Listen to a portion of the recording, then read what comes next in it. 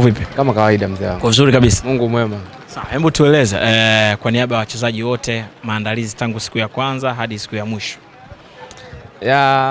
Napenda kusema tunashukuru kwanza. Tunamshukuru Mwenyezi Mungu toka tumefika kule. Tumefanya mazoezi vizuri, tumejiandaa japo mazoezi kidogo yalikuwa heavy, lakini tunashukuru Mungu. Tunashukuru Mungu kwa sababu tumefanya pre-season, lakini pia kuna mechi muhimu. Lakini nashukuru Mungu tumemaliza salama na tumerudi salama kabisa. Kwa hali ya timu hadi hivi sasa mara baada hayo maandalizi ya msimu mpya. Naweza nikasema timu iko fresh, kila mmoja ametoa na ameonyesha kila alichokuwa nacho. Kwa hiyo kwa upande wangu mimi nasema tutegemee mazuri kwa maana wachezaji wana furaha, wana happy, unaona wanavyo train, ushirikiano, upendo.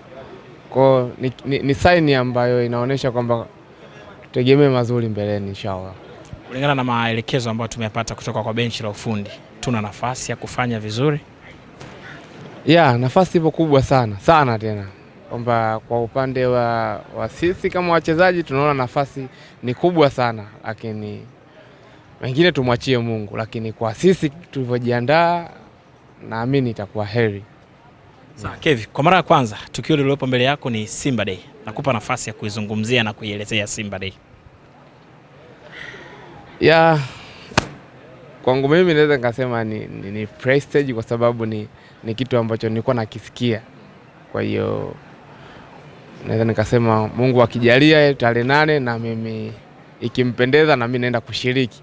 Kwa hiyo ni kitu ambacho nilikuwa natamani na nakisikia. Sijawahi kufeel ile ladha ya kutambulishwa kwenye club kubwa kama hivyo. Although nishatambulishwa mitandaoni, lakini unaenda kutambulishwa mbele ya watu wenye timu yao, ya washabiki zaidi ya watu mamilioni wanakuangalia kwenye TV na wengine watakuwepo live. Kwa hiyo ni prestige, ni fahari naomba Mungu iende vizuri, malizike vizuri.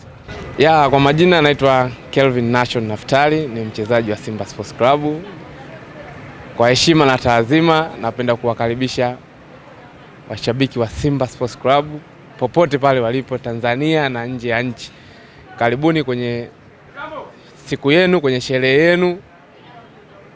Mjisikie mpo nyumbani, mjisikie mpo na vijana wenu, tutakuwepo pale. Kwa hiyo karibuni sana, mnakaribishwa sana, muone burudani. Nawapenda sana.